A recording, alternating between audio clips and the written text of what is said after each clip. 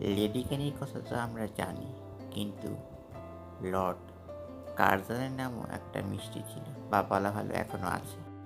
বর্তমানে কার্জার গেলে সেই সময় বর্ধমানের মহারাজ বিজয়চাঁদ মহতাব অন্য ধরনের মিষ্টি বানানোর কথা ভাবেন।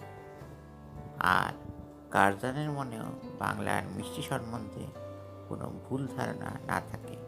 সেই সময় বর্তমানের বিখ্যাত মিষ্টি ব্যবসায়ী ভৈরবচন্দ্র নাগকে নতুন ধরনের মিষ্টি বানানোর কথা বললেন মহতাব। ভৈরবচন্দ্র নাগ অনেক ভেবেচিন্তে কার্জনের জন্য মিষ্টি বানালেন মিহিদানা এবং সীতাভোগ। কার্জন যখন আসলেন তখন তাকে এই মিষ্টি দিয়ে সম্মান দেখানো হলো।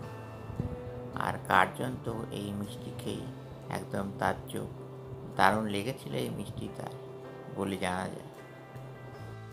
দেশ স্বাধীন হওয়ার পর একবার জাতীয় কংগ্রেসের অধিবেশন বসেছিল দুর্গাপুরে। সেখানে লাল বাহাদুর শাস্ত্রী এবং নেহেরু ছিলেন। দুজনেই এই মিষ্টিকে দারুণ বলেছিলেন। সীতাভোগ আর মিহিদানার ইতিহাস 115 বছর পুরনো।